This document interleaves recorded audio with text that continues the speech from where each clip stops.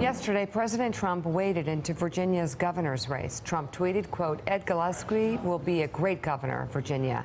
His opponent doesn't even show up to meetings, work, and will be very weak on crime."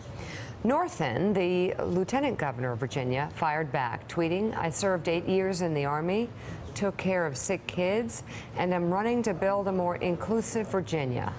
Don't talk to me about showing up." Trump and his tweets have loomed large over Gillespie, who is a former chairman of the Republican National Committee. He notably refused to answer questions from the Washington Post about Trump's endorsement of him on Twitter earlier this month, asking the Post if he could, quote, "go off the record." And Ralph Northam joins us now. Thanks very much for being on the show. Good morning. Thank you. Thanks so much for having me this morning. It's good to be with you. So let's talk about a couple things. First of all, Donald Trump says you don't show up to work. Respond to that. Well, as I responded yesterday, you know, I served for 8 years in the United States Army. I have taken care of sick children and their families for over 25 years.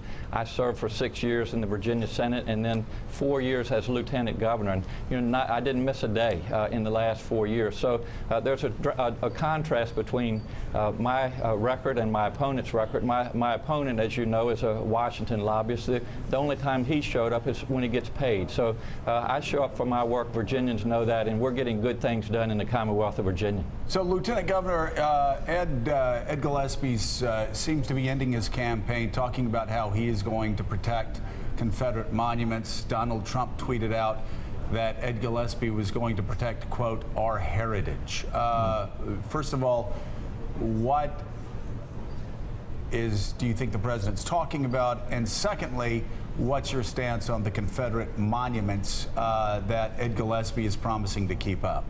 Well, you know, we had a horrific tragedy back in August in Charlottesville, a beautiful city, a wonderful University of Virginia, when white supremacists, KKK members marched into that city with their torches, shields, and semi-automatic weapons, spewing their hatred and bigotry. And, you know, I was proud to stand up with our governor, Terry McAuliffe, and Mark Herring, our Attorney General, and call these individuals out for who they are. That is a bunch of white supremacists. Told them to go back where they came from and never come back to the Commonwealth of Virginia. And we regret that our president did not do the same thing. And I have asked Ed Gillespie, he's had over 70 days now to denounce the president for not standing up and making sure that we don't continue to promote hatred and bigotry. So there's a tremendous difference. His advertisements that continue to just promote hatred and bigotry, that's not the Virginia way. So, Lieutenant Governor, let me ask you, again, we've already said today that we thought it was unfortunate that Ed Gillespie, I think a talented and gifted guy that I've known for a long time, is reducing this campaign, the final stretch, to Confederate monuments.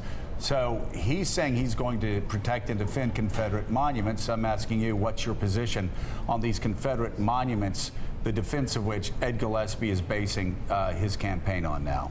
Well, Joe, if there's a monument in Charlottesville that gave these white supremacists an excuse to come into Charlottesville, then we as a society have to have that discussion. And my personal opinion is that these monuments, especially those that are divisive and that promote hatred and bigotry, need to be in museums with historical context. I have left that up to localities, and they will make that decision. But you know, the important thing for Virginians is that our campaign is based on jobs.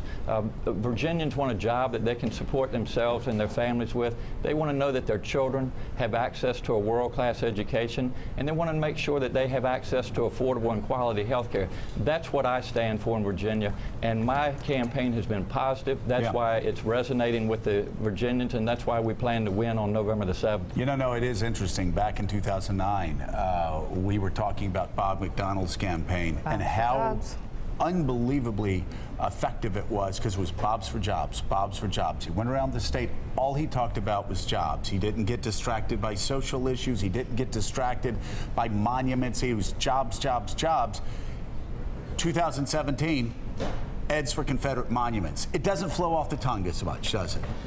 No, not exactly. I don't know if that resonates. Isn't it for you, knowing Ed Gillespie like I've known, isn't it disappointing and surprising that he would end his campaign being the great defender of Confederate monuments instead of bringing jobs to Virginia? Well, you know, I understand the tug and pull of what it means to be in the Republican Party in 2017 and how hard it is to navigate being the Reaganite policy guy that Ed Gillespie is with the social issues, aggressive immigration stuff that really animates the Trump base. And that's where the party is going. But Lieutenant Governor, I did want to ask you, I know the sanctuary city issue has come up in this campaign, and you have said, no, we're not a sanctuary city. I'm not going to be a sanctuary city governor.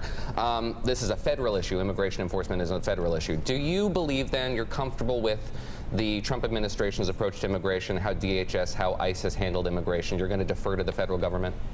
Well, we don't have sanctuary cities in Virginia, and it was nothing more than a political ploy to say that we do. But I do want to comment on our economy that we were talking about just previously. We brought in over 215,000 new jobs to Virginia, over $18.5 billion of capital investment, and our unemployment rate in Virginia has gone from 5.4 to 3.7%. It's the lowest that it's been in 9 years. So, and also the lowest, second lowest in this country. So we're very proud of our economy, the direction that we're headed in. And again, this is about the Virginia way. That's what this election represents, and that's what Virginians are paying attention to. They're not paying attention to the statues, as Mr. Gillespie wants to continue to be divisive, to spew hatred and bigotry.